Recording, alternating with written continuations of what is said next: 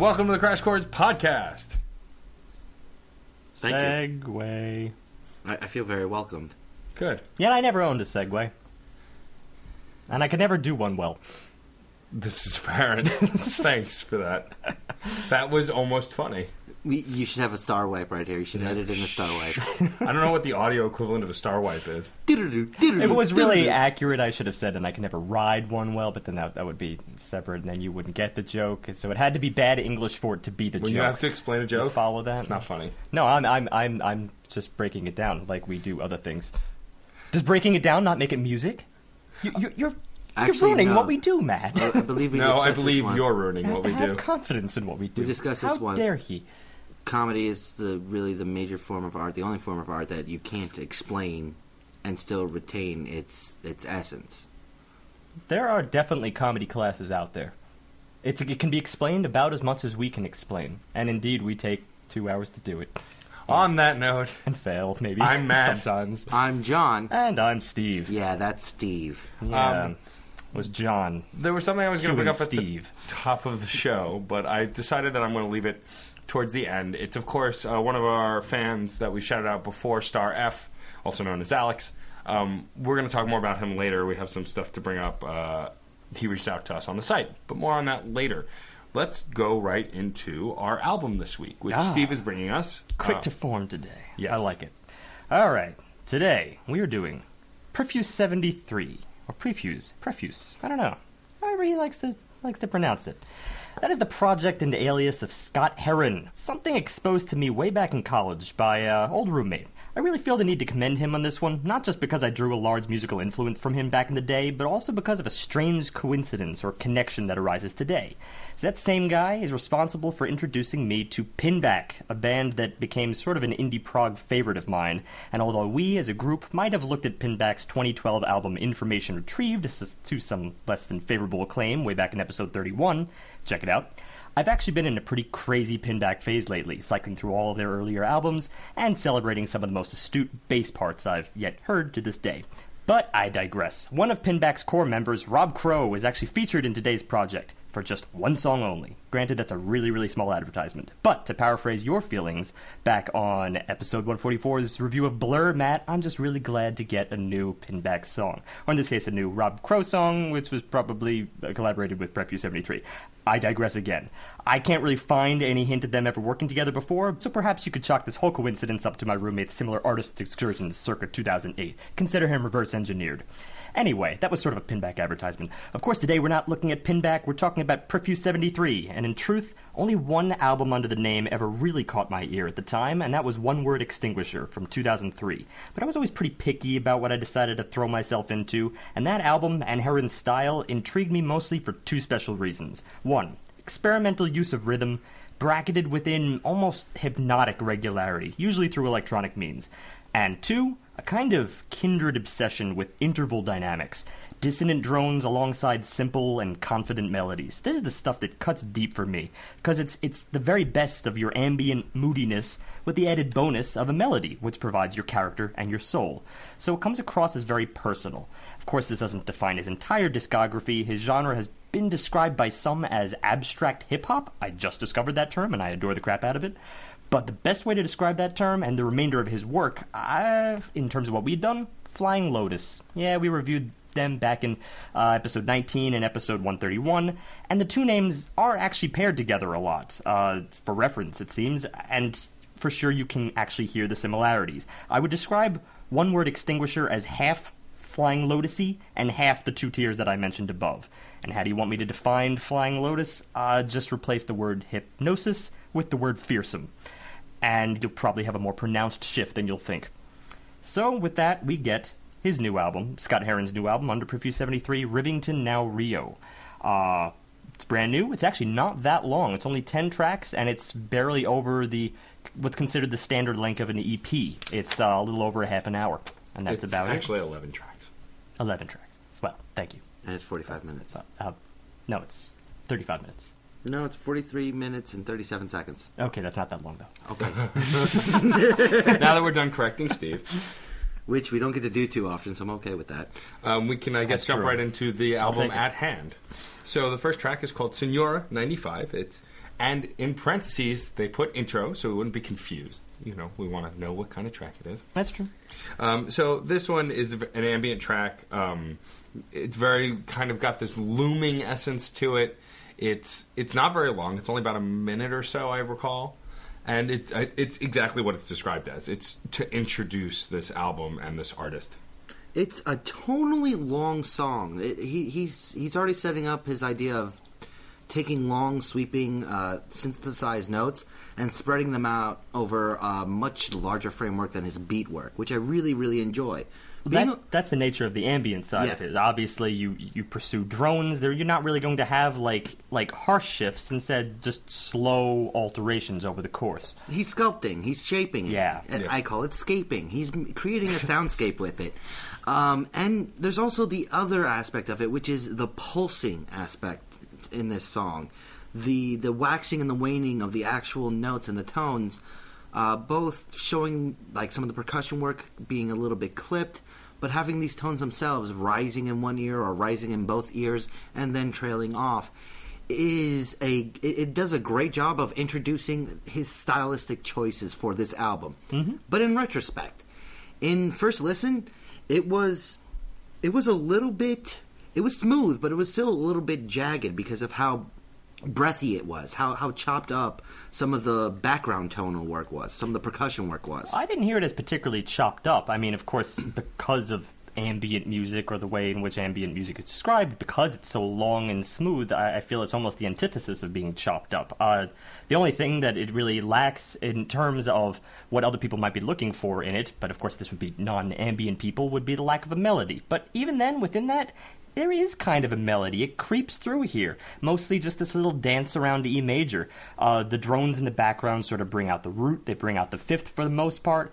And then the melody brings out various intervals. Lots of sevenths, just prolonging them. And I thought it was very beautiful. Not a lot of meat, certainly, but it's an intro. It actually reminded me of the kind of intro we got back in Godsticks and Wizard's Conundrum, back in episode 51. That was the track Convergence. And also a lot of the airier tracks that we experienced in Kang Ding Ray's Solon's Arc. That wasn't that long ago, I think episode 133.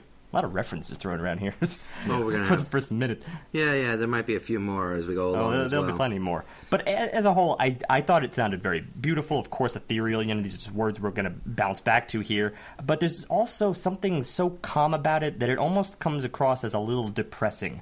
It's sort of like a despondency that kind of like ushers in this album, and I feel like kind of stays there for the remainder. In this case, it's just this backseat rumination. There's very little hint as to why there's a despondency or what it's going to entail. It's just kind of this little ugly feeling you go in, because you never want to be too calm, because to be too calm is almost to be lifeless. It's not the first piece to do that, but it's pretty harrowing for it. Well, that's like when I said at the very beginning that it kind of looms. It's these ideas aren't very upfront, but they're kind of there in here. Mm-hmm. You know, they're not in your face. We're not having them thrown at us, but they kind of loom over the whole arc of this track. And I agree, at least as we go into the next track, that they do stay. They don't go anywhere. We get a sense of that as we go into track 2, which is Applauded Assumptions.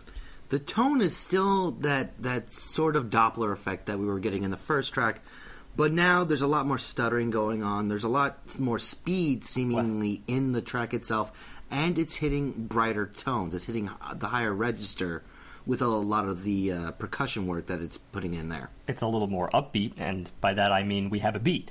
It has a beat. Yes. I mean, for For starters, you have this fourth, just kind of like hammering out fourth interval, very mechanically. And whenever I hear that, I always think of Steve Reich with these mechanical intros, the very minimalistic approach. But it exists atop these little wisps and pops, a more like acoustic-driven soundbite that may very well be wholly electronic, but that's the singularity. They're becoming more acoustic as we go. Actually, that's reverse singularity. But this track in its intro feels like something you would probably hear in a club, and it builds to that especially, too. Yeah. Like, it feels more dance floor oriented than, of course, the intro track did, which was a lot more reserved. Mm-hmm. But one thing I do want to point out, it wasn't exactly a flaw, but it was something I noticed right away. The beat itself was very metronomic. He was going crazy on just keeping that regular rhythm involved with the actual most basic setting. Well, that's what's entailed in kind of a club approach. I mean, that's almost what you want, because obviously, unless you're IDM, you're going to do little extraneous things. I really feel that his purpose here was to, sort of as a single for this album. I don't know what the single was off the top of my head, but if I were to pick one, it would be this. For instance, even just after a few bars of that intro we described, it opens into a few phrases that are really club-oriented. First of all, we get a little bit of a divide here, little transitions that he repeats that almost sounds like talking in the background. Well, how much more clubby can you get than that? It sounds like you can hear the background samples of a party transpiring, and they just shine through for an instant, and then we recede back into the much more pervasive club sample, which is full of these fuller chords, very electronic, but almost mimicking like a woodwind sound. And then that's followed by another party transition. But throughout all these different parts of the melody, or stuff that's more melody-oriented, because not all of it is really one percussion piece or harmony or melody or anything like that. There seems to be a lot of mid-ground working here. And that's in those stutter pieces. The chopped up, almost abbreviated, either at the beginning or at the end of the tone.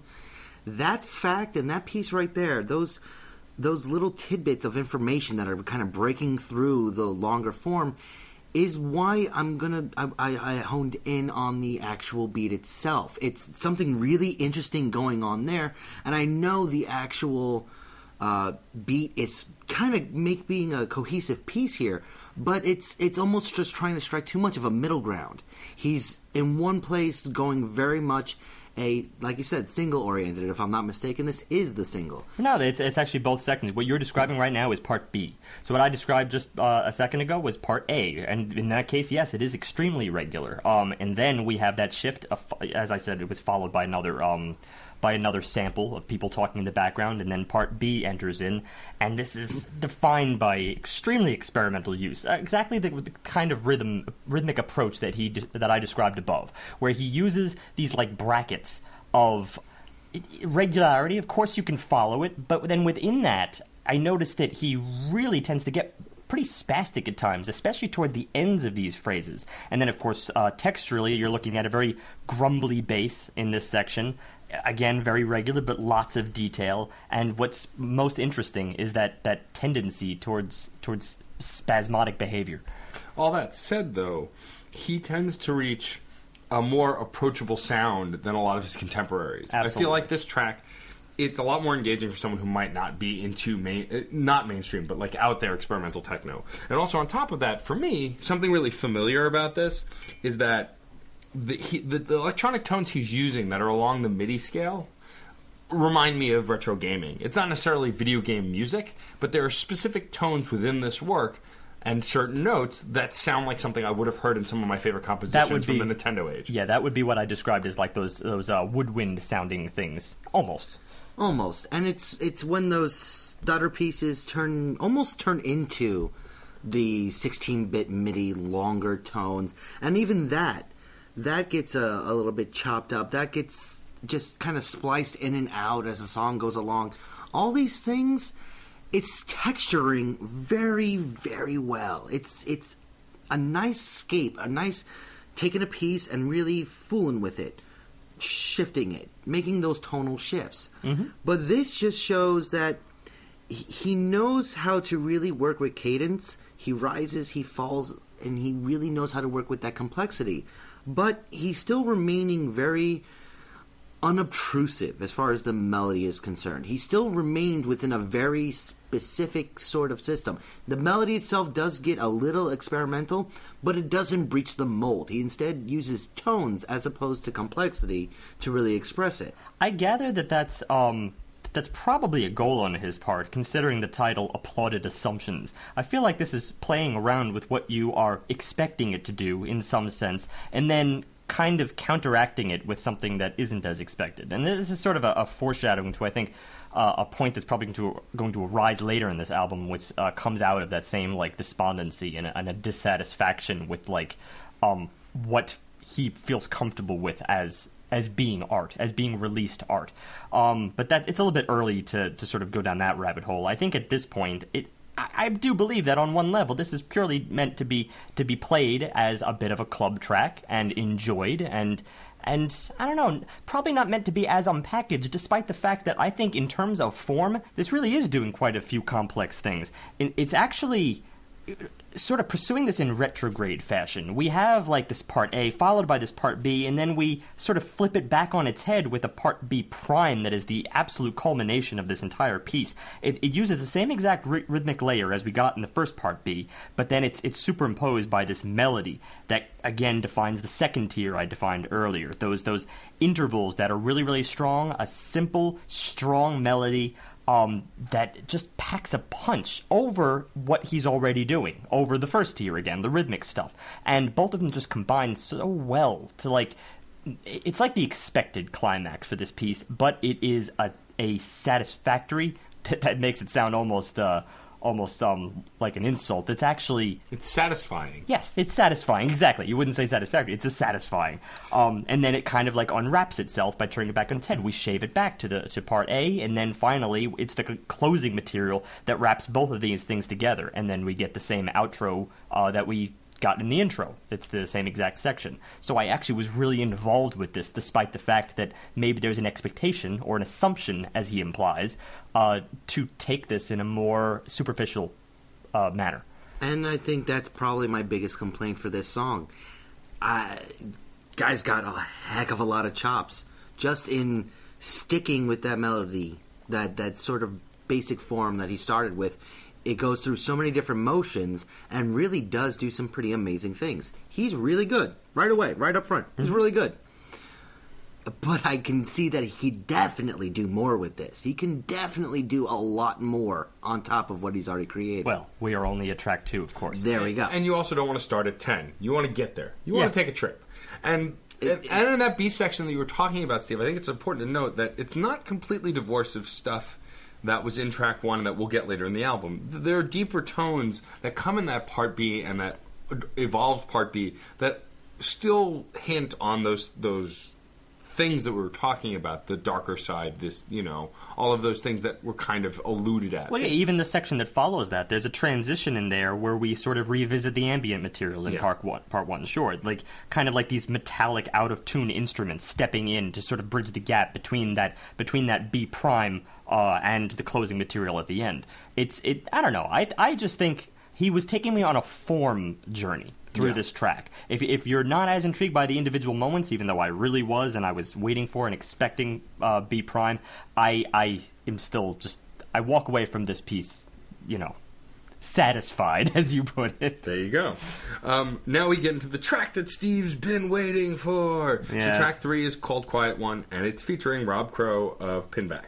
And I had to go into the spiel because the second I saw Rob Crow's name, before I even listened to the album, I'm like, okay, I'm going to write a spiel. Something to note about this track, immediately when it starts, it's unique in the way it mixes its acoustic guitar. There's an acoustic guitar that's featured, but it's used more of a soundbite, and it's chopped up, so it's not a direct strum. It's clearly a soundbite of what was strumming acoustic guitar that you would expect in an indie rock band, and then he's kind of cutting it up, giving these harsh cuts to it, to give it a texture that's very unique, even for a techno or whatever we're calling this genre, but this experimental... Electronica, hip-hop, ambient, prog. I don't know. Whatever we're calling it, this is something unique that I've not really heard a lot of, except for with maybe like true techno artists like Daft Punk who use instruments often. I've not really heard something like this. I thought the same exact thing. I mean, just as an intro, yeah, it's wildly original. As far as I know, it hasn't really been done, and it it sort of is an inversion of what you'd expect from an acoustic guitar, because with those harsh cuts you describe, that's something almost you don't want to do. Like, to an acoustic guitar, you want the gradual decay, because that's what people go to the acoustic guitar for. I think that blended perfectly with the vocals as they come, and of course they are Rob Crow's vocals. I would describe him best as having a very warm, integrated vocal style. That's sort of exactly what I loved about his work back in Pinback.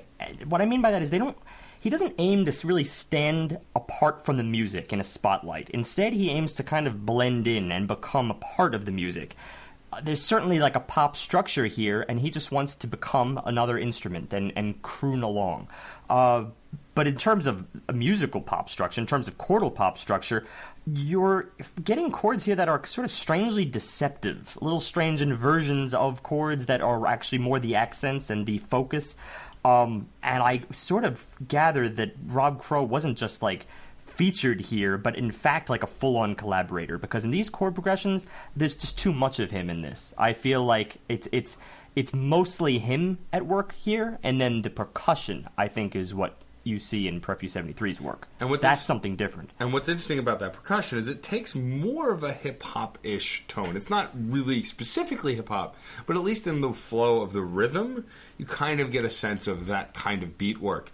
I use the term hip-hop loosely. We've heard a large range of hip-hop. Well, you know what? That brings back the phrase abstract hip-hop. Right. Because it feels like a hip-hop, a traditional hip-hop backbeat that was just, again, turned on its head. Everything in this album is just turned on its head a little bit. And it's got Scott Herren's trademark spin, just shifting beats here and there. And that's what makes it sound just a little bit different. Well, it's different. It's calming. I think that's what I got most from it. Hip-hop, but in this percussion being calming is a curious thought. The percussion wasn't the most calming thing, though. To me, it was really more of the vocals that were calming, and of course the acoustic guitar in a very, very unique way, because it's not how, as I said, you would traditionally expect it. Something important to note also at this point in the album is a term that we're going to come back to a lot. Is this is one of from the first three tracks that we're getting. This is a much thicker track. Mm-hmm. There's almost a substance to this track. That, not to say that there wasn't any substance in the other tracks, but you feel a viscous actual flow in this track. There's stuff, there's space, there's things, and it feels more fleshed out than the previous two tracks. And that's something that we're going to come back to as we go through the album. Absolutely, and that's kind of what sort of introduced me to it. I feel like, again, that the second track wasn't really that. If you're looking at it through club eyes, it's not really going to dive you into the meat. Here we do that because of what you're describing, like just the nature of being in a thick environment. It's sort of like enveloping you in a way. Yeah. So it made me just I was enthralled in listening to this. I couldn't stop. I actually played it several times before I continued in the album. That thickness I liken to like the oppressive, not really oppressive, just the knowing feeling you get in a forest. If for those listeners that have actually been into nature, because I know we tend to have a lot of city people listen to us. Well, we're recording in Brooklyn. There's that. But I've been camping. And I've been actually camping, not in little safe playgrounds and things like that. And you actually do live for most of the week out of city boundaries, so yeah. You got some cred there. There is a presence in a forest. Whether it's, you think you're being watched or something like that. It's sort of just a closed nature to walking amongst trees and things like that. But at the same time, this song is at odds with that idea. It's also got sort of a reflective... Once again, a sharp nature to it, with the clipped guitar, with the chopped up piano, with a lot of the things having a very short introduction or exposition of the actual note. It's an odd combination that works very well. For all of that, and for all that really interesting idea he's working with, again, it's another one of these songs that just lacked some impact for me. Lacked something to really make me stand up and start, going, wow, I'm enjoying it. It's very intriguing. But it's more intriguing for me on a cerebral level as opposed to an emotional level. I'll agree with you there, right after disagreeing with you. I mean, the fact of the matter is, it depends on what you see as impactful. I find that sort of enveloping... granted, of course, it's not reaching out. Of course, everything we we're describing here kind of amounts to pulling you back. It makes you sit down or lie down more than anything else. Of course, you're not going to stand up, and I don't think that's the goal. The track is called Quiet One. And if you look at the lyrics here, I think it really delivers on this question and starts to paint more specific picture of the despondency I described before. Ask a humble question, take it away from your heart, and it's easy to see clear to your brain. And by saying goodbye, we have signed this release, and we're no longer responsible for that. And the chorus begins, feeling so low on the roof, feeling so low on the roof. And your lie, as far as I know, but that isn't very far, but your eye and ammo is low, and I can't see anything farther than I can go. And then the bridge at the tail end goes on to say, in this season there's a version of your heart, this decision you have kept alone. Someday we will be alone, and one day you will smile.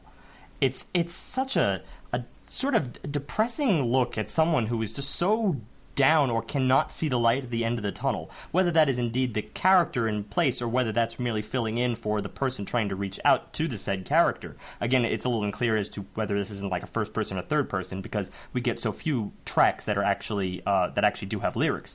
But it delivers upon the same feelings that we got in the beginning. This is not the kind of track that's going to reach up. This is the track that's going to just... I know we use rumination a lot on the podcast for a lot of things. In this case, I feel like it's a little bit more... It's a little bit more recessed than that. It seems like all-out despair. It's not just thinking about things. It's actually something that could perhaps set you back permanently. Well, it seems more internalized than other narratives we've had before. Absolutely. And of course, all the texture here is perfect for that environment. You know, a thick environment is such that it's not just going to envelop you, it's actually going to hinder you. Yeah. And I think that's where I'm really having a disparity between what I know Steve believes and what I think you believe, Matt. I'm not in this guy's head yet. I think that just put me in his head, and that's exactly why I latch onto this song in a more personal way as the first track on this album that does that. But the one thing I'd point out is the vocals are beautiful, but the lyrics are very shrouded. It's hard to pick out these words. It's hard to get the message other than a snippet of word here and there. And that can be more than enough to really put, forth the impact or the feeling of a song or something like that. But honestly, it really didn't just mesh 100% for me, and I didn't dive in. I couldn't be there. Well, granted, that connects with an earlier point of mine, which is the fact that his vocals really do try to blend in with the music. So I admit they're not the most, you're not just going to grab them in an instant. Of course, I had to read in to even transcribe that, re-listen to transcribe it. But I do think it's appropriate to sort of approach it from a backseat position. It's not that I think that that's necessarily a fault to, read into lyrics or really listen close to lyrics. I think there are plenty of situations in which sort of vague vocal deliveries will actually enhance the overall emotion. Well, and I think this is one of them.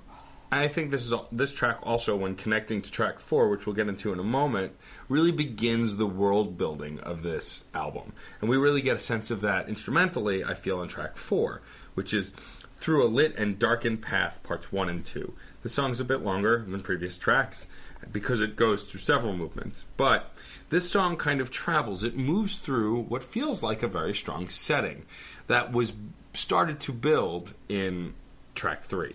And I really think that we kind of get a sense of what Steve's talking about, more so even in this song that started to come up in the last. We almost, to start with, we almost get glitch percussion. Absolutely. Which is, it's not just stuttering or abbreviated pieces. It's pretty much legit glitch.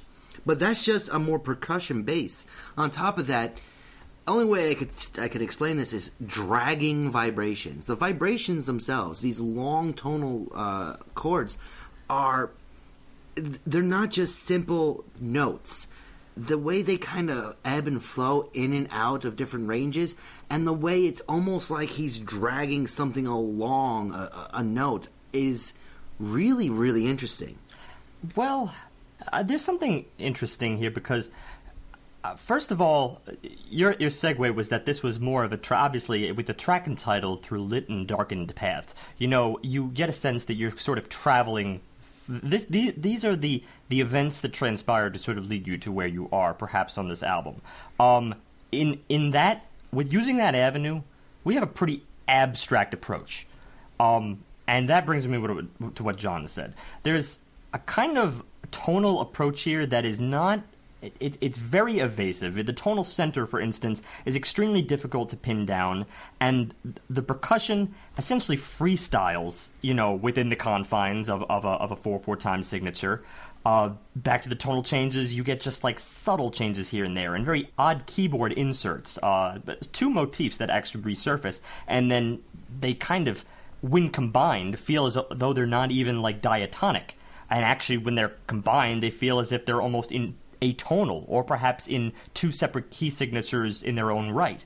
It's really an evasive intro, and it took me a while to sort of like get into this, until perhaps the strings came in.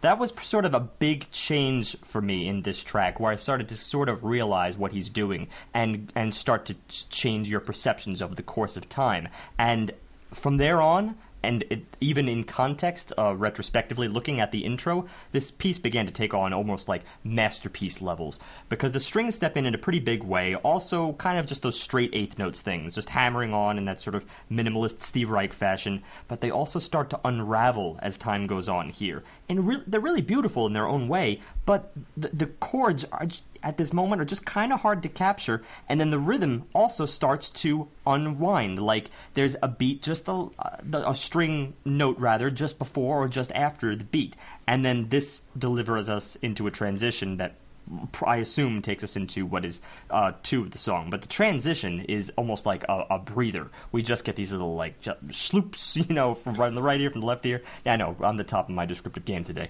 but Part B, I think, is where this took off wholeheartedly. It's a 7/4 time signature, and you got something to say, John? Oh, I have lots of things I'll let to say. you go. This one, this is otherwise I'll just go. By far my favorite part of the entire album. This B section.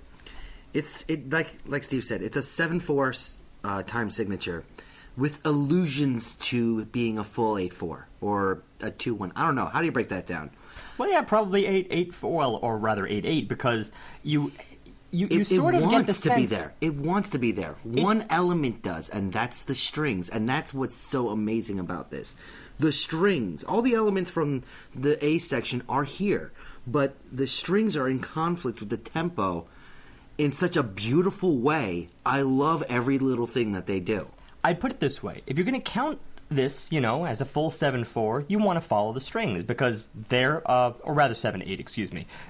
If you're going to count the strings in a full 7/8, then you'd follow the strings, because they're right on the 8th note. And then, finally, you would just repeat that and go through another 7/8 section. But, after a while, it's not quite so even. The strings keep time, sort of, and then they get kind of drugged up. It's almost as if the strings, recorded or otherwise, maybe they're all synth, it's as if they were just set to the tick and then adjusted in post-production, as if he just took some little notes and then moved them before, moved them after, so that things don't quite align right on the beat. And it makes everything sound just like it's stepping out of itself. And perhaps if you focus on those that delay a little bit, then you do want to almost count this up to a full even 8. It's a disjointed approach at rhythm that almost fails to deliver, and that's exactly what he's trying to convey. It gives a very distorted, drugged, almost trippy kind of feeling, because it's those moments like in life where you can feel something's a little off, whether you're not feeling well or something's bothering you, but you kind of know that something's wrong, but you're not quite sure what. That's what auditorily this kind of gives off. It's difficulty. Yeah. In music form. It's throwing you off somehow, but you can't really identify readily how. And this is not even the final element. There's almost a C section, or maybe a combination A and B section. It's a little bit hard to follow, because this next section goes back to sort of a 4 count, an 8 count, however you want to do. At least it's an even number now. Mm-hmm. This is almost as distorted, or maybe even more so, because now that it's in an even count, and it is a little bit more digestible, I guess, it's something a little bit easier to flow with. This has its own difficulties, its own jarring moments to go along with it, which is, it kind of boils down to the strings again. Well, the strings become way more frantic now. They're being played way faster, and in a way that's almost creating a white noise effect. I didn't pick up whether they were necessarily going faster. It's more just like he's combined the elements again, just kind of like what he did in track 2. It's like, well, you close by sort of bringing together the best of your two sections. And I see that's kind of what he's doing here. He's bringing together the best of part 1 and part 2. There's more of a digestible accent. You have more of an emphasis with the bass like on the 1, and then there's drum pop on the 4. And then toward the end here, we really fall apart. It's as if, it just broke apart digitally. It's like the Matrix, just broke it apart. And then all of a sudden you're left with this terrifying vocal outro that sounded borderline undead. It was creepy. That was just for the last 10 seconds, baby. It's like a male vocal that seems like it's been slowed down, reversed, flipped, and then twisted. Yeah. Run through the ringer. Something you would see on like an Insidious movie trailer where you just hear these weird sounds in the ethereal background. It definitely kind of adds to warping of the whole track, but that kind of wrapped up warpingness is an interesting combination with...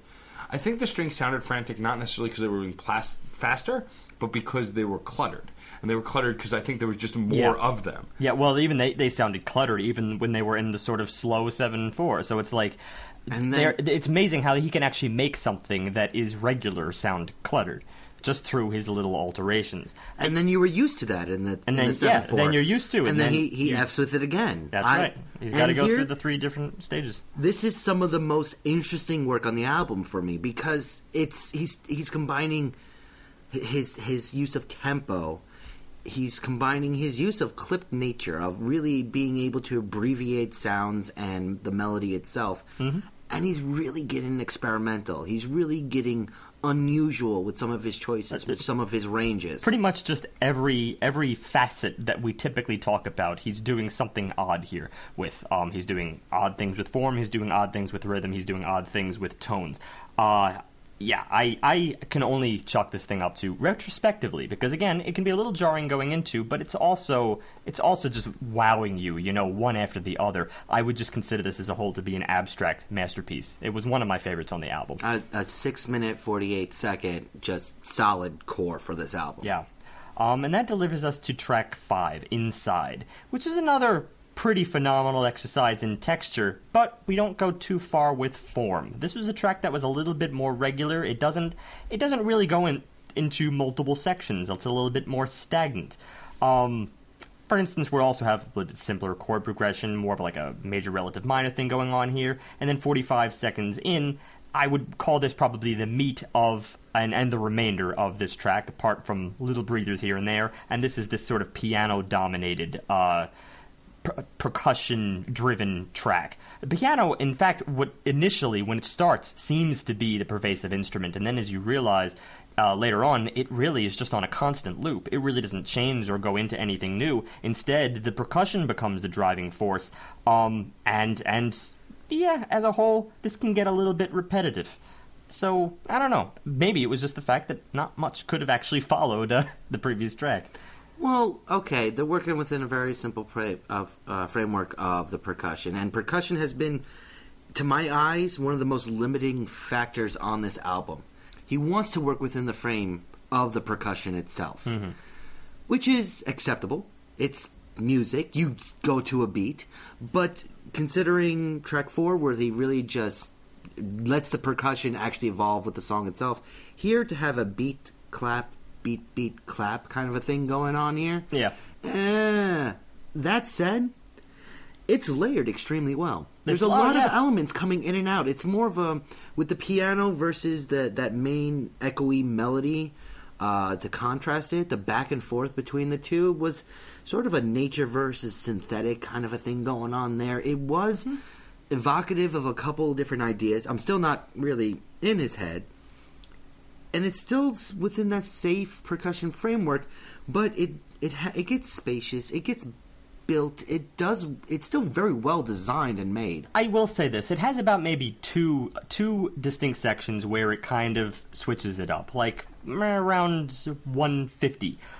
We take a bit of a breather, and everything kind of recedes, but then we kind of go back to the same thing, as if it's meant to convey, like, record skipping. You know, we just sort of pick up right where we left off, and then it's through the loops. Same percussion loops, same piano loops. Around 3 minutes, we break again, this time with female vocals. Perhaps the only secondary element here. From a textural standpoint, this is the only other thing. They step in, but then they step out. And then it seems like we're back to the same thing again. It's I don't know. I could only say that artistically this was meant to convey the cycle.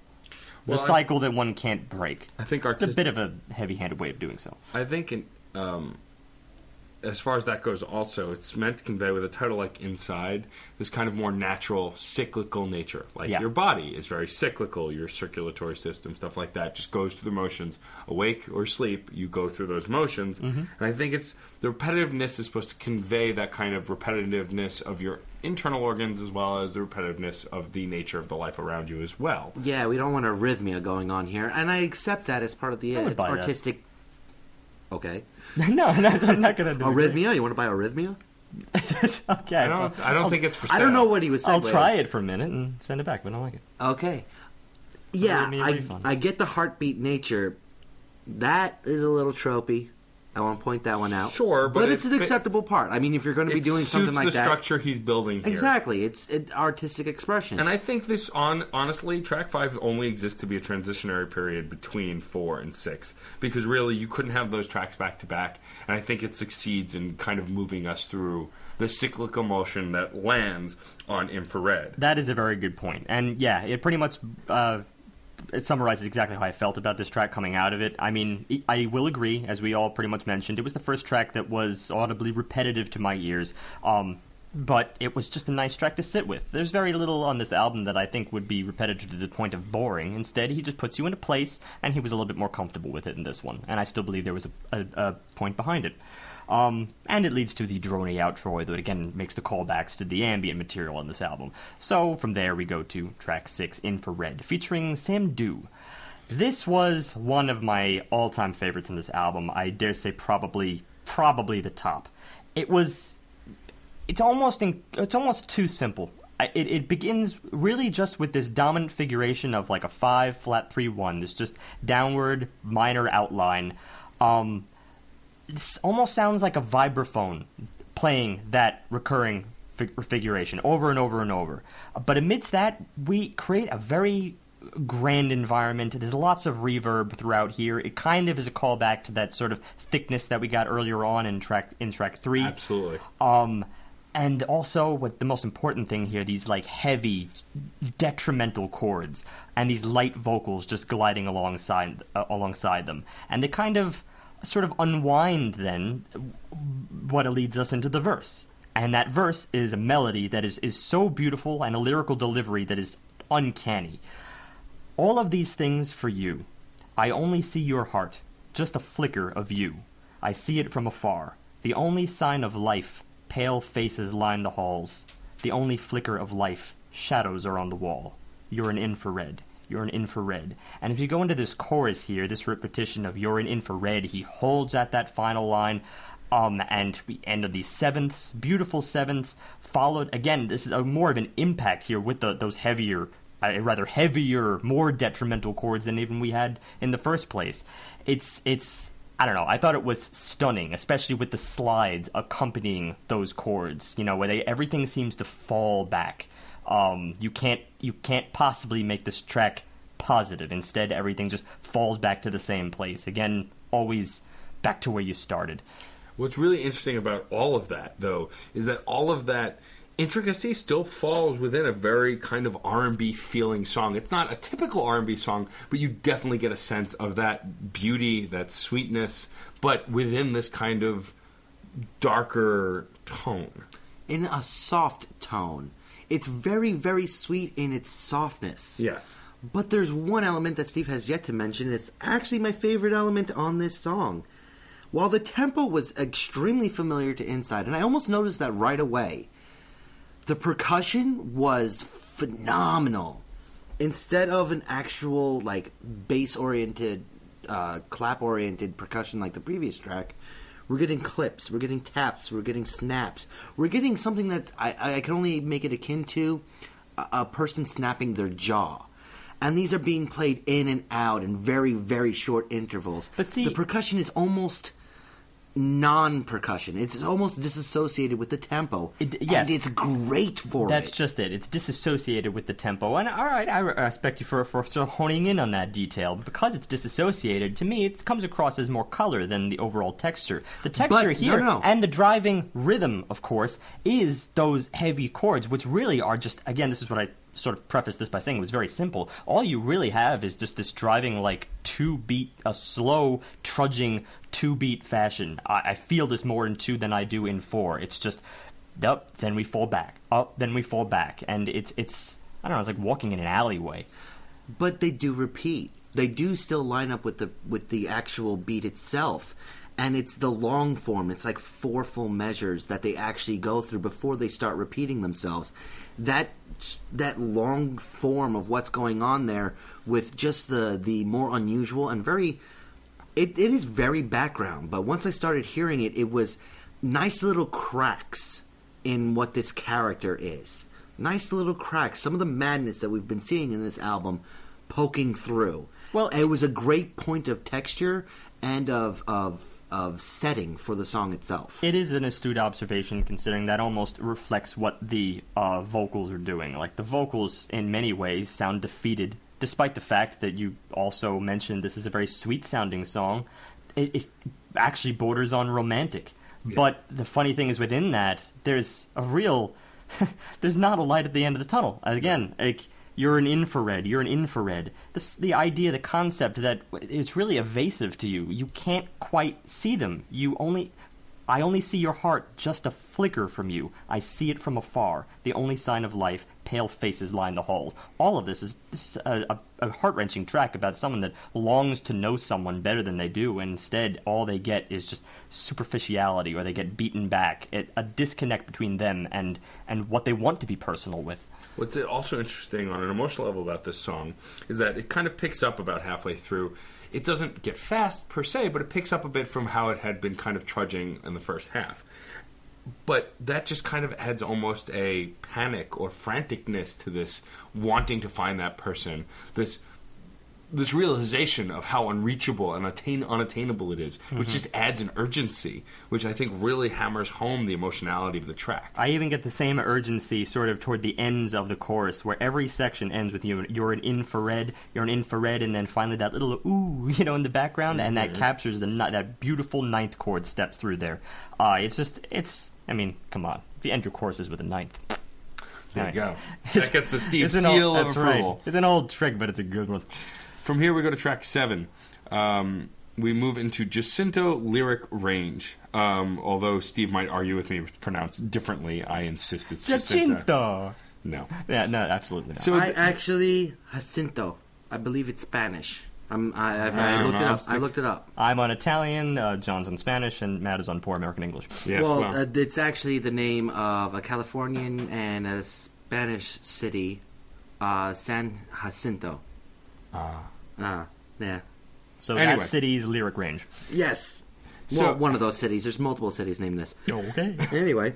This song starts with kind of... The first time on this experimental techno record, we get more of a less natural-feeling song. Synthetic. More synthetic. It's got tech sounds that you really weren't getting a ton of up until this point, except maybe in the second track. And so it kind of adds... even more to this despondence we've been talking about previously, but it was an interesting way to start the track because it put me in a place that wasn't necessarily apparent in the last couple of tracks. It seemed to start as a sort of slow burn, build them up track, but it doesn't really go that far. It stays within a very electronic, more typical orientation for me, where, it's very paced, and the beat is a little bit distorted, but it flows very evenly without really adding too much to itself. Well, you know what? I think this is a better example of the kind of track that, as you mentioned earlier, John, doesn't leap out. It's like, well, this is real. I mean, I may have disagreed with you in earlier instances, but to me, this is the case of that. It doesn't really leap out at any points, but despite that, I do think it has its perks and it has its textural value. I almost would describe the beatwork as being a little bit more tribal here. Matt did at one point, just in our pre-discussion, describe this as being a little bit industrial. And on a re-listen, you know what? I don't think that's incorrect to say here. It's much heavier. But the funny thing is that in being heavier, it's not really like going towards something that's all out futuristic or dire. It's really hard to say, because you even get other elements. You get those like woodwind sounding things that we got earlier on that, to me, actually sound a little bit rat-a-tat-ish, but without the funk. So it's like you don't have that sort of funky drive that rat-a-tat has. Instead, you just have the sound effect. And I don't know, had a hard time determining what this track was supposed to be amounting to. Well, it could be just, one of my theories is it's a perversion on nature. Only because when you start mentioning things like those woodwinds and the fact that it really reduces the amount of acoustic-oriented elements that we've had a lot of guitar work, a lot of piano work interspersed within these songs. Those woodwinds themselves had a little bit of a tremor in them, a little bit of an electronification that kept them from sounding 100% natural. It did come off as a bit of a perversion. Yeah, now that's actually an astute perspective here. I guess it's really just the kind of track that, much like 2 tracks ago and Inside, I feel like it's more of a bridge here between the what is clearly the more meaty tracks in this album. Yes, but be it a bridge or not, and I agree, I think it was kind of serving as a bridge. I really enjoyed the beat work on this track. Mostly, I kind of just grooved to it. There wasn't anything super intricate about it. It just had one of those kind of beats that I could just kind of nod along to and kind of almost was hypnotic to me. It also had some swells during the song that kind of added a little bit of faux emotion, kind of a breath almost. But I agree that depth-wise, there wasn't a ton to this track. We get more of that in the tracks to come. Well, I think it's the nature of Despondence also, is that, well, sometimes you're writing very, very detailed diary entries, and sometimes you're just sitting and staring. Yeah, and this was a way more passive track, I feel like. But it still had some substance. It just was, on the outset, emotionally, very passive, kind of just there, which I think was intentional. Right, and while it may sound like a cop-out in me saying that, I do truly believe that was intentional. I do believe that this album is so far pursuing a kind of, like, sometimes you're a little more vocal, and sometimes you recede, and it seems most of the instrumentals here seem to imply that he's just thinking. So, of course, it'd be a little bit more abstract as the approach into what he's thinking about. You never quite know. You'll also get the idea that this character here is somewhat hard to reach because they don't let themselves be easy to reach. And I think that this track, also matching up with the next track that we're about to get into, really, you're passive until the point of when you speak up. And the next track is kind of him speaking up, which is, so track 8 is 140 Jabs Interlude, featuring Milo and Bus Driver. Now, I want to talk a little bit about this track up front. It's one of my favorite tracks on the record, mostly just because, as far as a song with lyrics, I am a big fan of Milo and Bus Driver. Milo I know very little about, but Bus Driver, his record got honorable mention last year, Perfect Hair, for me, because it's one of my favorite hip-hop records in a long time, and he's a great rapper.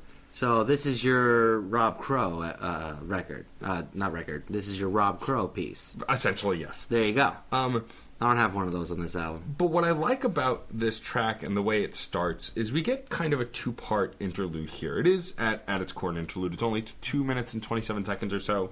And we start with Milo, who starts almost spoken word rapping. It's very matter-of-fact. He's just explaining things about his life, talking about hip-hop and himself. The vocals are almost simple. But Yes. what's going on in the background, while also kind of simple, is some bass-oriented synth work, some slight like dripping sounds. The whole thing is just sweaty and tense all at the same time. But it's also barely anything. I mean, compared to previous work, this makes an active motion to recede and really let the vocalist do his thing. And that was so beautiful to start this track with. It was something different, for sure. Yeah, it's really just like pops, barely anything. It's just a framework, and then later on, strings fill it in a little bit better, and they phase in, they phase out, but they're completely broken. I would really like to get the lyrics here, because I thought this was worth transcribing. And it took us a bit to just transcribe this one. It can be rather evasive, the lyrics on this album, but this is pretty on point. My legs are twitching. I feel finicky. Everybody's favorite rapper is too fucking gimmicky. Reminding myself I need to read more Wassily Kandinsky, minus the AdSense money grubber who lives within me, while demonstrating to my parents that I can earn a living. Take 140 power jabs to the cheekbone, convert that sensation into a moderately weak poem. I am a laptop that needs to reboot for new software updates. I have ignored my grandmother's phone calls for 47 days. I have been a poor sport while winning at so many games. I don't want to be remembered for a motherfucking thing. Google search how to break out of this samsaric cycle, and use my middle finger to smear on far-fetched idols. I don't want to be remembered for a motherfucking thing. You barely need to break that down. Everything that, you try and you get a sense of over the course of this album, he essentially conveys on point. Now, granted, of course, this can just be a perspective. I do believe that this album is pursuing broader things, but this is a snapshot, a sample of a life that might fall into this pattern and fall into the cycle and the rumination that we discussed. This verse is a personification of the emotion we've been getting up to this point. Yeah. It's putting it in an actual person's shoes. I also should mention that Wassily Kandinsky was a Russian painter and art theorist. I've actually known his art for a while. If you see it, you might even recognize it yourself. I've never known his theories, though, and I assume that's probably more important to this, being a theorist, considering he was reading Wassily Kandinsky. So, I mean, you get kind of a vivid image of the character at play here, and it's clear there's a moral crisis, it's clear there's an identity crisis. All of these things are just sort of like coming to at the head, building to sort of a breakdown, and then he sort of answers that with a kind of flip side, an alternate character that steps in, which is the second rapper, and this is Bus Driver. And he continues, I shall plug this frayed scruple until this dopamine beaker becomes base neutral. I can't be remembered because I'm your precondition. You love and hate my dog just like a decent Christian. You've been looking like a wary dog when the drugs outpaced your resolve. Everything's going wrong, but you hear applause. This is a kind of artist's flip-flop, almost. It's hard to say, but I mean, also he goes on to say, nobody gives a fuck about your outlaw, so you celebrate heirs so off-putting, like you're trying to make up for your lost footing. It's more of an incisive criticism at this point. Well, I mean, this speaks to what Bus Driver does. I mean, at least on Perfect Hair, his last record, there was a lot of approaching the current state of hip-hop, and then also speaking through the lens of the warped frame of hip-hop, kind of becoming a character within this criticism and acting as that character, living those cliches almost. The beat also transforms along with this character itself, going real full-fledged hip-hop. It becomes much more rich, although interestingly not until after that first stanza. The first stanza is actually, the music is blended completely with the music of the previous rapper, and then it really takes off. And what's interesting is Bus Driver actually starts off a little bit slow, a little bit towards the previous pacing, and his voice, his tempo changes as he goes through that first stanza. It's really cool because once he hits the end of it, he's at full rap speed, and boom, here comes the percussion. And it's not losing the character. Even changing voice, even changing stance from angry to full-fledged aggressive, it's just adding a lot of complexity to what was already built, to the emotion that the first part was doing. Also, I'm not sure, but I do believe there was a point where he actually said, in contrast to the previous rapper, who said, "I don't want to be remembered for a motherfucking thing. I could have sworn that this new one said, remember me for a motherfucking thing." I'm not sure about that, because then I believe it's actually flipped again toward the end. So that, of course, would hint most that he's being a separate character. But at least the whole tone of it sounds a little bit more cartoonish. May very well just be bus driver's delivery, but the two styles of rapping here are really, really... they're jarring to go from one to the next, but it conveys the character in such a rich way, because you're looking at the more defeated versus the one that's almost over the top, or perhaps losing sight of what he really wants, and the former is over obsessed with it. It's a transition from thought to action. Yeah. And it's really cool to see that in a single musical piece, because not something like that doesn't just come around all day. Either you're doing something or you're thinking about something. That's usually a dividing aspect of music itself. Doing something and not caring about something. Say, when the drugs outpaced your resolve, everything is going wrong, but you hear applause. It's just going with the flow, and perhaps without the insight or the self-consciousness that the former has. Transitional material is kind of Bus Driver's MO. A lot of his rap songs go from point A to point B, and there's an evolution within. And this song fits that structure perfectly. So it works great for him. Yes. And also the trick you were talking about before, where he was rapping at a speed that the music caught up to, is also something he's done before. This is a showcase of not only his talent and speed as a rapper, but it's also an acknowledgement to this character that he's creating. What I really like also about this song is it was concise. It ends... not abruptly, but you get a verse each, and then it ends. It kind of peters out instrumentally, and then ends. It's also the second shortest song on the album from the actual introduction. It's 2.5 minutes long versus most averaging around 4. Yeah, it makes its point. What's interesting about this song, though, is it leaves you wanting more, but you shouldn't be getting more. And what I mean by that is, the song ends, and you want more of this narrative, you want more of this story, but it doesn't need to give it to you. You've gotten enough. So the fact that it leaves you wanting and doesn't deliver is kind of the point, I think, also fitting into the whole theme work of this whole album. This is also finally the first time I really feel like the character that is, if you dive into it, you can really see plain as day, there's a character being built here. But this character, I wasn't really just empathizing with up until this point. I wasn't in his head yet. Here is that glimpse into the mind of what might be turning into a madman at this point. And here I can see it. Here I can actually feel what he's feeling. But it's not even the lyrics. It's just the tone, the vocals themselves. That big shift halfway through, and then the complexity. And then, towards the end of the song, that kind of slow death of the music itself. The breakdown of it, and just the parts being lost here and there as it goes along. That is really just very insightful into the character.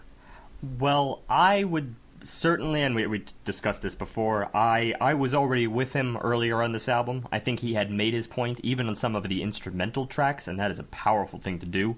And he certainly made it in some of the earlier vocal tracks, with the lyrics there, but of course, yes, they are not as on point. This is it's a flat album, a very blatant insight, but that's not to detract what it provides for the album. And that is the kind of cherry on top that I think, if it had lacked, it would not be the same album. It adds an impact to something we already knew we were getting, essentially. Yes. It was a driving point. Had this been lacking, we would have had a more abstract album. Still a great album, but this kind of wraps it together in a very, very neat package. And it's also very well connected to the 9th track, which also features vocals. See More Than Just Stars. This is featuring Helado Negro. This song has a particular drama that the previous track was alluding to. It starts off with very heavy synth chords that add that weight. High whines, heavy drums, a very hip-hop-ish beat that isn't as pervasive as full hip-hop. This is one of those hip-hop sort of stuff going on again. It's pervasive, but in more of a trudging sense. Yes. And then it's a very slow 4/4, and then alongside you get these little sparse accents. But really the bass is more of the feature here. It has more depth, more dominance, and more motion than I think any other element.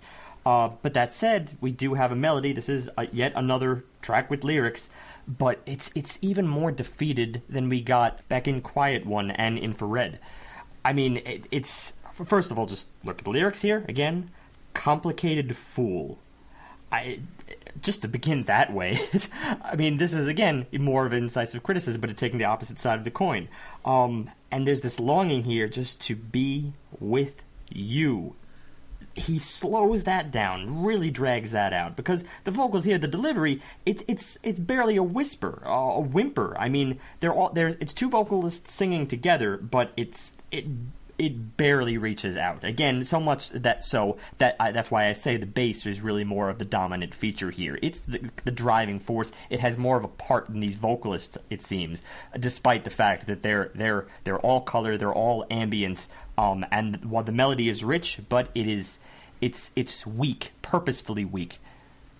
This also it's vibration. The whole song becomes one giant vibration. I think it's mostly the bass that's doing that. The bass, but the vocals. I mean, they're working in unison. They're complementing one another. Right, so you get a little bit of a reverberation between them. But the snare tidbits, the kick drum tidbits, the percussion is frantic. It's kinetic.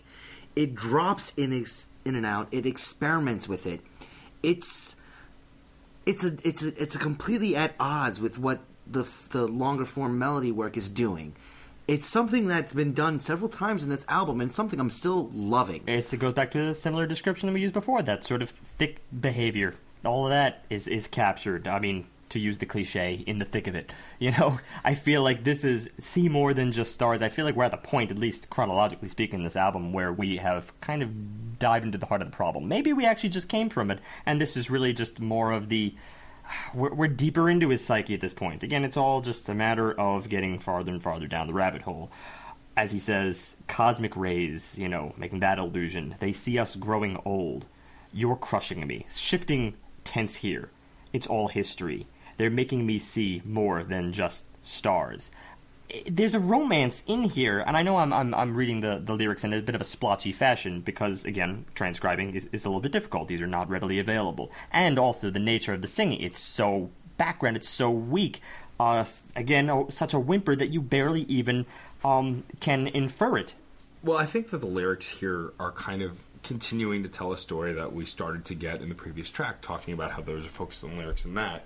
Here, we're getting a sense of a real, true internal crisis, something that had been hinted at previously in the record, but now it's full-fledged here. Yeah, you're crushing me. Last two tracks were all about this actual crisis coming to a head. And how powerful that phrase alone is, you're crushing me. Like, it's the weight of everything. Well, it identifies the problem and puts it on someone else, despite that most of this album has actually been putting everything a lot more inward. It's actually been more self-blame than blame on someone else. But then finally that they're making me see more than just stars tends to put the romance back into play here. So, crisis abound.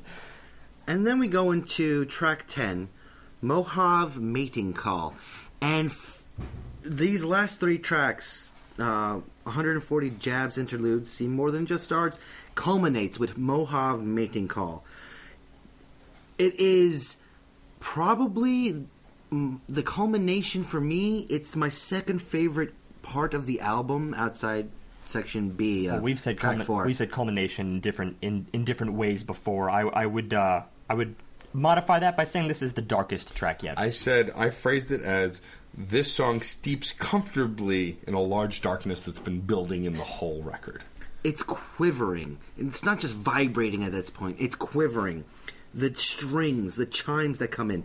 The most solid of notes are just crystal. They're so fragile. And everything comes off as so sad and knowledgeable of this darkness that's surrounding it. It is so evocative to me that when he starts bringing in off keys, little like almost pinprick notes that are so close to completely destroying the melody, it is heart-wrenching. You know, we're definitely at the edge of our descriptive abilities right here, because this is, I mean, it's interesting to describe this. What you get a sense is the same exact pattern that he's used so far in the same tools, but in a more harsh sense, in a more visible sense. But the interesting thing about the emotionality of this track is that it still has this kind of fragility. Like, he could break at any moment. He's not hit his breakdown point yet. He's still falling. Well, I don't know. Maybe a little bit half and half. I do think that the despondency that I've described has coded just about everything so far, but you could take it in about two ways. Infrared, for instance, was a track that was so longing in its despondency that it consequently is more romantic. You can't, long for something without being a little bit romantic, without romanticizing it. Right. And then suddenly here, we get a track, and I mean this only tonally, it's a track of despair to me. So it makes me feel as if we really have reached the end, and we have gotten so many tracks that hint at, crises here and there, tracks that are just flat-out malaise, and then this seems to be at the bottom. But see, the only reason I don't say it's the bottom and that the next track 11, is the bottom is because at the tail end of this track, it becomes at odds.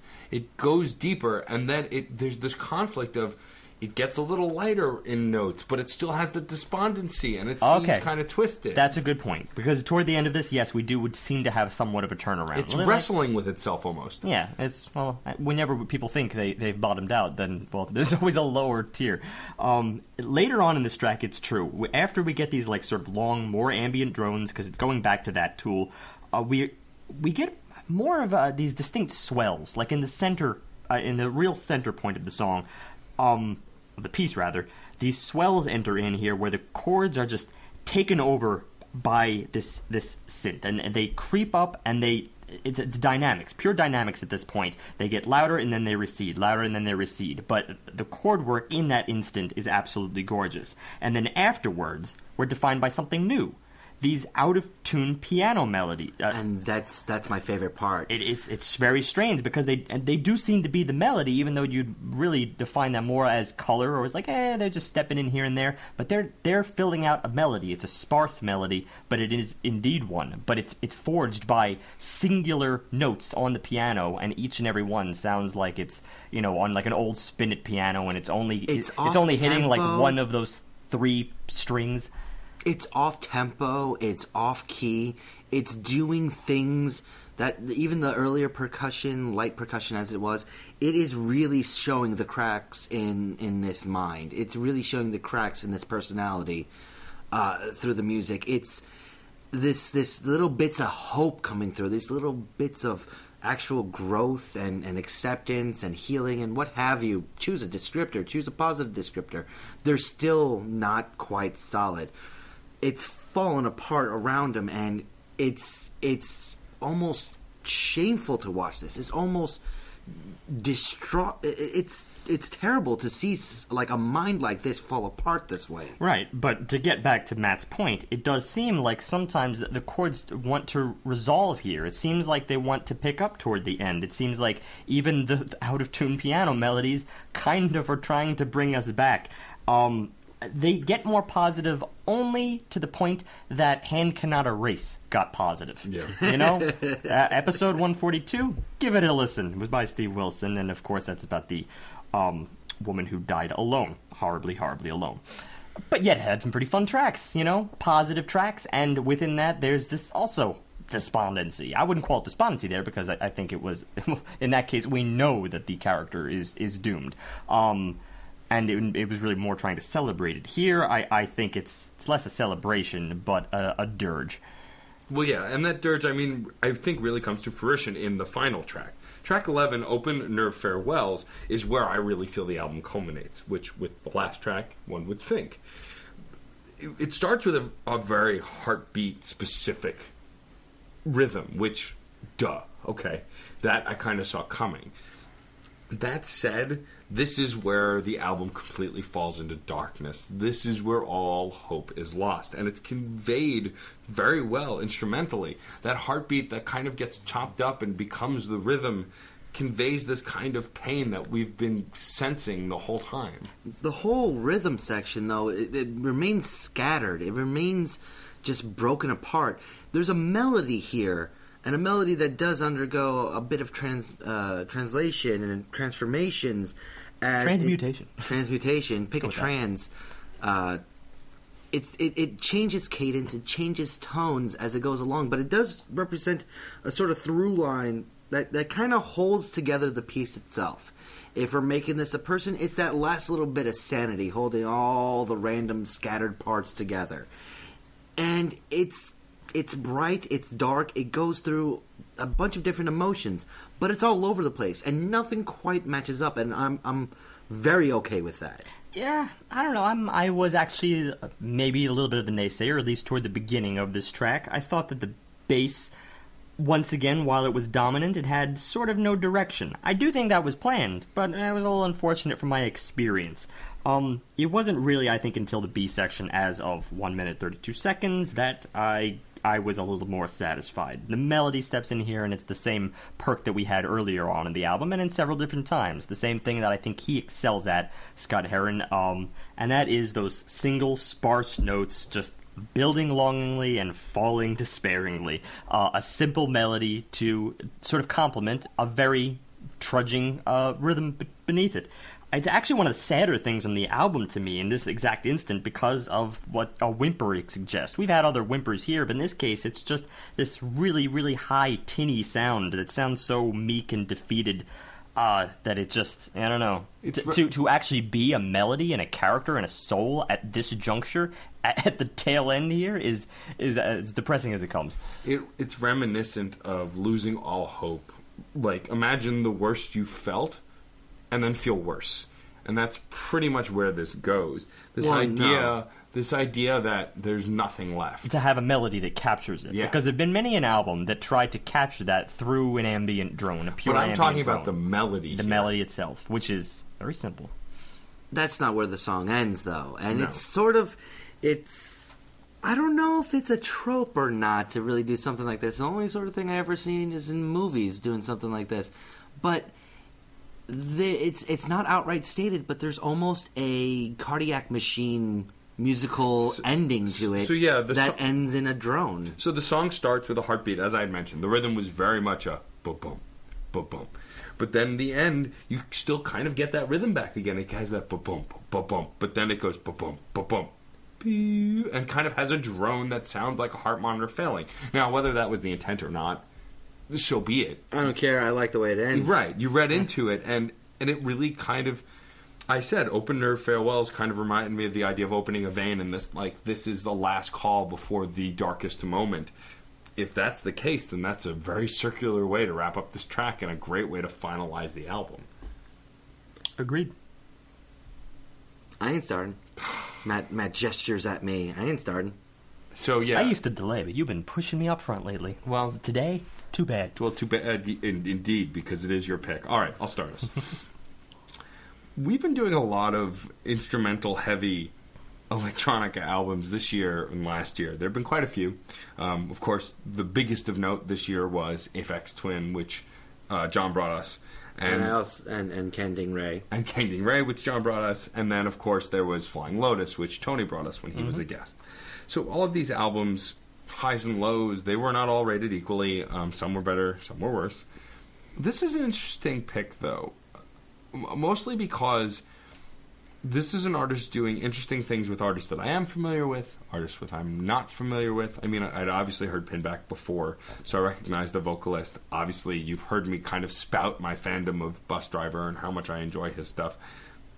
There's stuff to be said about all the tracks on this record. I mean, first of all, it's got a pretty strong arc. I mean, the despondence that Steve brings up in the beginning, it's there. It's throughout the whole record. I didn't hear it on a first listen, but as often happens when we yammer on while listening to the record before we review it, we notice things. I'll admit, I did get emotionalities vaguely while I was listening to it on my own, but I couldn't really place them. I needed some clarity, and I found that as we re-listened to it. It's very interesting. A lot of techno records that we review or electronica records kind of just go a very club route or a very kind of abstract route. Whereas this kind of is rooted in something very experimental. There's something very approachable about it. It's not nearly as experimental as the Flying Lotuses or the Aphex Twins of the world, to me anyway. I find that it's much stronger, almost in a pop way, not necessarily as far as pop music goes, but definitely for sure in a sense that it feels more mainstream. And I don't mean in the negative sense, I just feel like it is definitely more approachable. I did enjoy the record. I think that there's a bevy of talent here, without a doubt. I mean, he's a talented talented DJ. He knows how to work a synthesizer. Yeah, without a doubt. I like his specific vocalist choices. I think each of them were calculated, and they couldn't have come sooner or later at this record.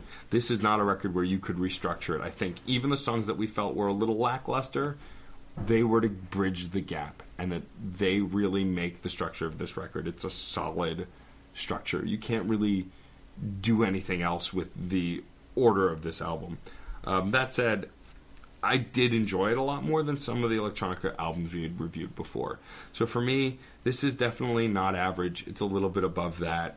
It's by far not a perfect record, because, you know, there were still moments where we felt that it slowed down or that we were kind of getting a little lost in it, whether it was intentional or not. For me, this sits nice and strong at a 4.4. It's not a 4.5. It's not upper echelon quite for me, but it's definitely approaching that. I think some of it might have been a little lost on me because it's not my genre of choice, but I readily admit that there's a heavy amount of talent here. There is, and I pause for dramatic effect, there is... As you do. I really, really like electronica. Let me just... If you have never heard me speak about it before, I really like it. Yeah. This is really a great bridge between, as Matt said, the experimental and the mainstream. The stuff that is easily addictable and the stuff that really pushes the boundaries. There's a heck of a lot going on. One thing we talked about is there's a lot of interlude songs that get you from that previous really good thing, like Through a Lit and Darkened Path, to Infrared. Well, Inside was in between those, and it's used as a piece to transition. Well, a song that's pushing 4, 5, 6 minutes, like in several instances on this album, should not be a transitionary piece. Not at its core. It should still be a piece unto itself. And that's a big detractor for me. The other big detractor is that it took a while to really get into it. It took those first 3 tracks before I hit track 4. Before I hit my favorite song, Through a Lit and Darkened Path. I love that.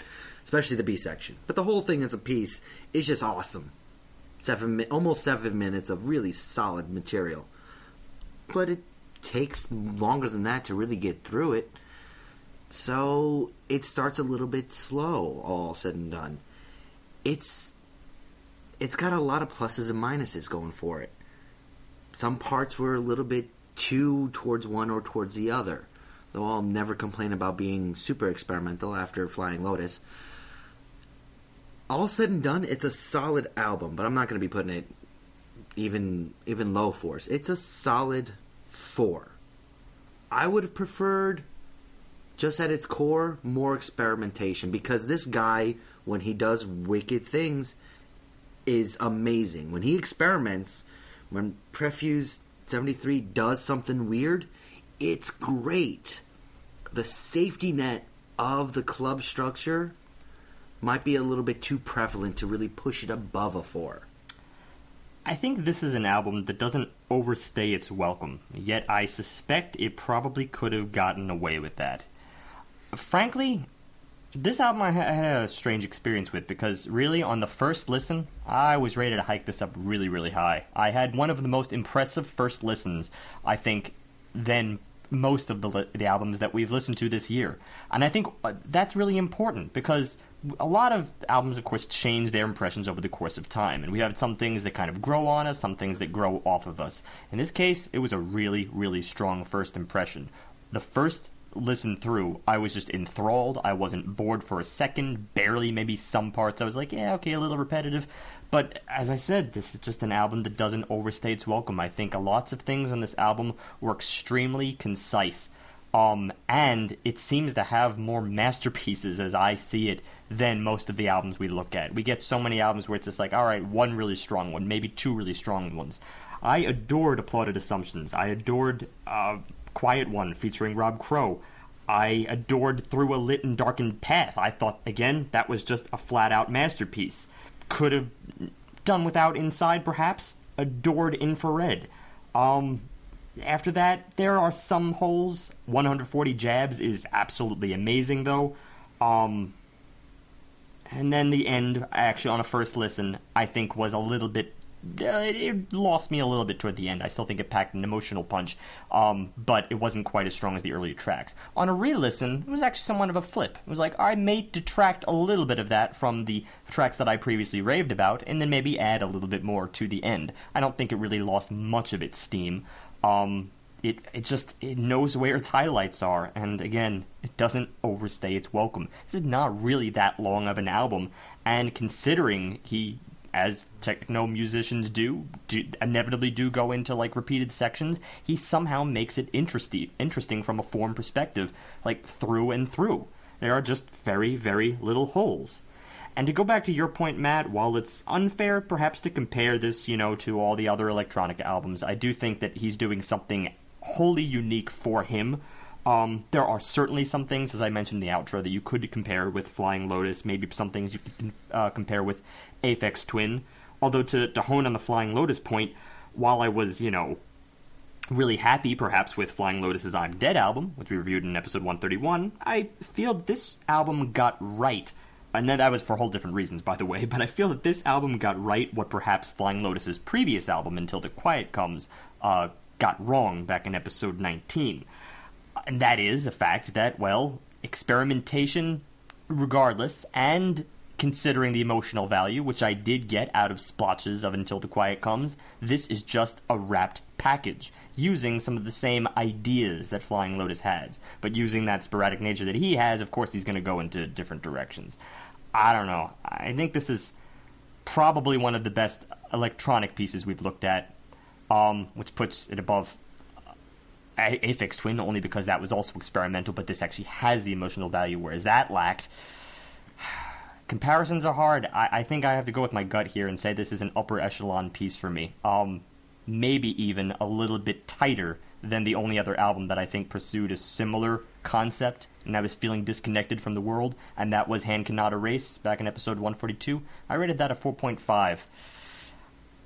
This is at least equal, but because there were more innovative things on a moment-to-moment basis, I think I'm going to give it a 4.6. All right. Well, I think this might be the biggest gap we've had in a while. Yeah, we've been too close anyway, though. That's true. Yeah. I'm going with my gut here. We'll see how that fares in the end of the year. And moving on from our review to tonight's discussion, we are going to talk about something that kind of bothers me. It's not 100% music, but we have plenty of reason to bring it onto this podcast. Words. Words bother me. Specifically, the connotation of what a word means. Meaning, when I say industrial, you have a very obvious idea. When Smokestacks, grit, gears, things like that, factories, robots, all sorts of things of that nature. Disheartened proletariat. Or people losing their jobs at the robotic factories, and all sorts of stuff. When you say industrial in relation to music, you have a very specific sound in mind. When you say dystopian, you are automatically just coming up with the idea of the dystopian future, usually post-apocalyptic. Yeah. Almost always post-apocalyptic. And when you say something like that in relation to music, you have a very specific sound. Spacey, another one of those words that, yes, spacey sounds have been a trope since the 70s, 60s, 50s, since music was integrated into movies. Yeah, probably since the soundtrack to The Forbidden Planet. There you go. All of a sudden we have the sound of space, and it hasn't altered all too often. These words and these adjectives, nouns that we use to describe a lot of the music we listen to, and just in daily life, really, well, it's hard to use them outside of their shoehorned context, and that's a problem. Because I wanted to say words like spacey today. I want to say words like dystopian. But they wouldn't have fit the trope meaning for these words. They wouldn't have fit the common meaning for these words. Though they would have worked in their original context. Sure. Well, of course, this is more challenging, I think, for what we do, because in nature, I think what we do is it invites description. We really need to describe before we can go into the next level, which was originally the idea behind the podcast, is review. then we would quickly realize review is not really as important. Everybody reviews. We like to analyze, and analyze you need to bring in description, because otherwise how can you have a valid opinion on it if you barely even know what you're talking about, or if your audience doesn't know what you're talking about? So we play the game, and we have a roundtable discussion, and we start sort of challenging our descriptive abilities and our thesaurus. It's just kind of the name of the game here, and I think it's something that most people should really start thinking about as they go through music. It's try to challenge yourself, is because if you're just looking at those terms, then yes, a lot of stuff will run together, and also you'll lose your ability to perhaps advertise something to your peers. If you describe something in too broad of a term, then that person's going to have associations with it, and now those associations are not going to be very specific to the work that you want to promote. I mean, the thing is also, when describing a work, if you use the same word over and over again to describe a lot of different things, you give a ubiquity to those words that kind of numbs them. Nice word right there. I mean, it brings me back to a very famous George Carlin Remember bit. when we used to say ubiquitous all the time? Yeah, there's But that's just it. Speaking of... It brings me back to a very famous George Carlin bit about descriptive words, and he's like, the word he hates the most in life is nice. That's nice. Isn't that nice? He's nice. Isn't that nice? It doesn't mean anything. And it's true. The word nice doesn't mean anything. It doesn't describe anything. It doesn't say bad. It doesn't say good. Those are words that describe stuff. Nice just means nice.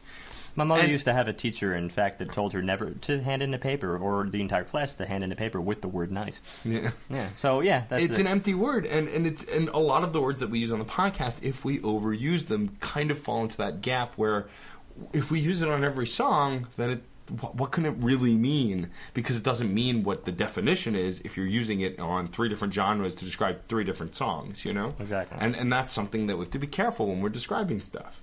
And, I mean, like, some of the things I described today, I got my notes in front of me so I can read my own words.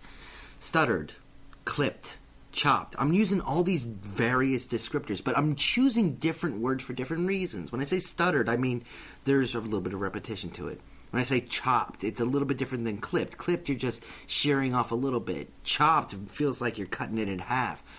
It's hard to be very precise. I tend to edge toward more of the base, like, recording technique terms, such as, attack and decay, for the same exact stuff, to mean the same things. When we start using these words, it's a problem in the fact that, well, definitions can be so broad and definitions can be so specific. We're often trying to search for different words. I mean, we have made in the past active effort to try not to repeat ourselves from month to month or idea to idea with certain terms, because while they're going to be familiar for some of our longtime listeners, it gets kind of, well, now we're shoehorning this song with that song because we're using the same sort of idea with those 2 songs. And a lot of times that's to the detriment of both pieces. Well, here's the thing. I feel like this is the kind of challenge that is really indicative of a work that is probably more successful than others, at least in terms of being distinctive. Because otherwise, we wouldn't be having this conversation. We would be having a conversation on what genre is it? What style are they using? And that's completely different than actually honing in on the descriptive terms of the sound bites that they're using. That is the mark of really stepping away from all of these different tropes and categories and genres, little category boxes that we just go to on a daily basis. We get really tired of that stuff. And while it may be a little bit more refined, today, of course, you struggle a little more. It's the nature of electronic art pieces, sound art pieces, or contemporary classical things invoking completely different acoustic instruments, which also we love to get on albums. I mean, these are the type of works that challenge our thesaurus on a daily basis. Well, I think it's also important when we're talking about describing things that, like, we get repetitive with emotional related things too. Like, I've said the word emotional on this podcast more times than I can count on both hands, probably. But Steve used very specific words when describing today's album to convey, essentially, on the whole, depression. But he used very specific descriptors and benchmarks within depression and feeling down to really kind of hammer home the specific nature of the emotionality of the the record. For instance, depressed is not necessarily despondent, which is not necessarily malaise. But they can all go hand in hand. It's kind of the beauty of the English language. You know, I notice a lot of other languages actually struggle with some of these things, but of course they make up for it in other areas. For instance, sometimes it's the tone of which you might say something, and then also they divide things that we don't divide. For instance, having like 3 different words to say love, as Spanish does, which is more sometimes familial, sometimes kindred, you know, and sometimes just friend-wise, and sometimes they're romantic. Whereas we just are satisfied with, you know, well, love. Yeah, I love you, man. Yeah. I love you. It's very different, right? Yeah. Right? Well, and those are inverses of we each have other. one thing we add in love. There's love, and then there's in love. There's a big difference between those two. Yeah, and yeah, but we have to add another word because we don't have another word for that the to same a foreigner. sort of thing. Yeah. But getting back a little bit on the original problem, which was the fact that, well, loaded words, I think, is my biggest issue in this day and age. It's hard to use words without an intrinsic meaning when we want to use them. I love the word dystopian. Dystopian and dystopian future are two big, different ideas, and it's just not something that we can really separate. I think that's more on how socially a lot of these words are used now versus how we use them in our personal life. I think that with the rise of the zombie movie and the dystopian future movies and post-apocalyptic stuff, people are taking a word that meant something very specific and broadening it. And it happens with a lot of words in the English language. I think we're at the whim and will of modern technology and modern sociology. And we can't really control how the definition broadens sometimes. I would bring in something else. I think it has a little bit more to do with mass media. And the fact that, of course, that's kind of... It's almost standardizing this terminology, but it has also the capacity to standardize it incorrectly. Yeah. Right? We get ideas from things because they're just spoken by one person to the next. And it's a game of telephone at that point. And then we realize we've lost the power, you know, behind the original meaning. Or we lose our ability to think outside that box. I think that it's important to note that there's no obviously quick solution for this problem that we're posing. It's just this idea of something to be aware of. When you're describing something, try not to use the first 3 words that come into your head to describe something. Like, if you want to say something... That's a good challenge. If you want to... Like, for example, Steve, I will challenge you. If you wanted to say something is angry, what word would you use to describe anger that's not angry? And not 2 other words you would use to describe it. Heated. See? And see, that's not something I would easily think of. For example, John, if you wanted to say something was manic, how else would you describe it? Kinetic. This idea that you can challenge... And I never would have used that in a I went years. to the 4th word. Considering that kinetic defines motion. But I almost see that as a forward steady motion as opposed to a forward sporadic motion, which I think more defines manic. Well, I actually used the word kinetic today to describe a frantic, kind of manic nature. In this hypothetical discussion, if this were an album, you'd be our problem child. There you go. Well, I mean... It's context, and that's the problem. Some words have meaning without context, and I don't like that. I mean, it just limits vocabulary in a lot of places. Yeah, but if we start talking about context, that's a whole other 2-hour discussion, because context is warped everywhere, from mass media to music to everywhere. No, I just mean like the trope context, not the way it's being used today and how they're destroying our vocabulary one word at a time in today's society. But... going back to another word, industrial. Automatically we start thinking of, in music, clanks and clongs and repetition and a sort of cold nature to it. But that's not the only thing it could be. It could be more metronomic. It can be more electronic. It can be more computerized. Well, ever since it became a genre unto itself, according to somebody, then, you know, now, of course, we invoke things that probably would be a departure from the original sense of the word. Well, I believe that somebody was Trent Reznor, and he's way more famous than Was that applied to his work, though, or was it applied by him? I think it was applied to his work, so yeah, I guess it wouldn't be his say. Yeah, so it's just some guy in an attic somewhere. Like he's shown to industrial. But I think that ultimately the best way to protect against something like this is what I had posed earlier, and also to really kind of try and take in what you're analyzing. I mean, anybody's capable of analyzing music, not to give away our jobs and put us out of a job because nobody's paying us anyway. You can be this analytical about music too, and you don't have to speak as with such complexity that Steve would speak with. It's just, you can, but there are other ways to form those thoughts using descriptors, but not falling into the tropes that John is talking about. So if you want to describe something that's big and airy and has a lot of, individual components, long tones, but it's still a little bit cold, then use the word spacey. Don't use it in other contexts because, the implications aren't always there. Try to be a little bit more or a little bit less descriptive. If you're trying to explain something, honestly, you just want to be clear. You want to be precise. And these are more adjectives that, it's not really quantifying or qualifying it too clearly. You just have to be able to describe it. And that's something, you can only learn by reading. You can only learn by just going through the source if you really want to be that anal about it. It's a good guide to what not to do. Steadily go backwards through all of our episodes until you, start reaching the double single digits. We're a lot less descriptive back then. Don't do that. Descriptive. We barely filled an hour some weeks. It was pretty bad. Again, we also have more trouble with instrumentals, and I maintain that the more and more we have in our compendium, then the better we get. Right. We come off, even as with this album, we come off, several weeks of more popular oriented music, and then all of a sudden it's like, oh, right, we got to get back into the groove here.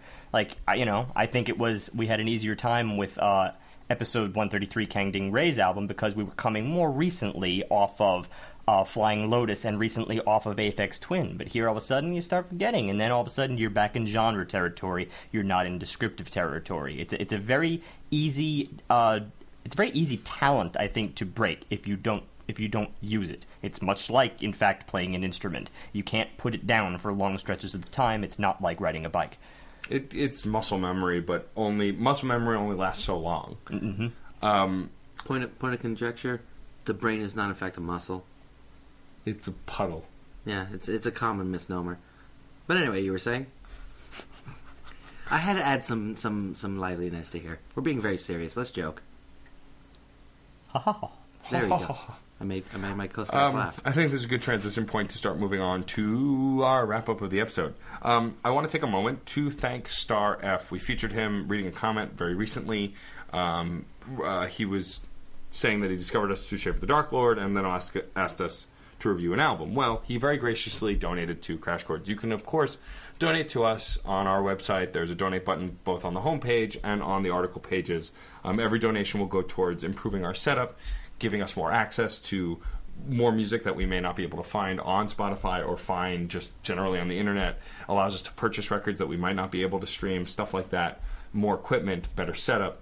We're trying to build a better show for you since we charge nothing for it per episode. Donations very much help us to build a better program. That's right, and he left a very, very nice message, which we'll be reading in lieu of our spam, and in lieu of me reading it. Yes. So we got the donation, and attached to the donation it said, $5 for reviewing They Might Be Giants Glean. I've been listening to it a ton lately and really appreciate the review. And then $5 more for the promise of taking on Jeff Rosenstock's We Cool. Can't wait. Thanks, Star F. He's buying us out.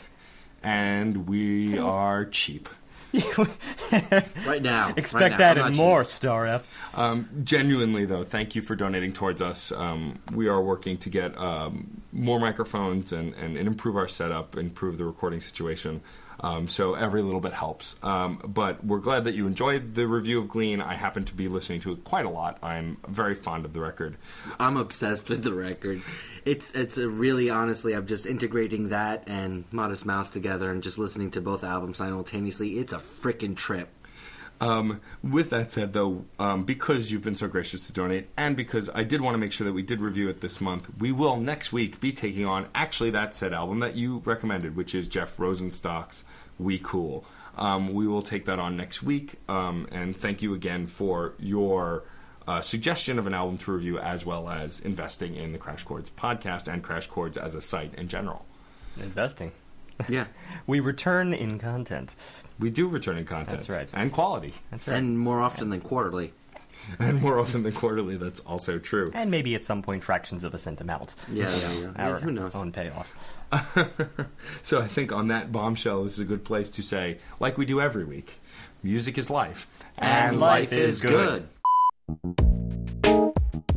If you enjoyed this and other album analyses, topics, and guests, please subscribe to the Crash Chords podcast on iTunes, where you can also rate us and review us. For more media, also subscribe to Matt's one-on-one interview series, Crash Chords Autographs. To receive emails on all new content, subscribe at the top of our homepage. Also receive updates by liking us on Facebook, following us on Twitter at Crash Chords Web, our Tumblr, and our YouTube channel. And remember, keep the discussion going, because music is life, and life is good. If you have any questions or comments, feel free to share them in the comment board below each post. Otherwise, email us directly at admin@crashchords.com.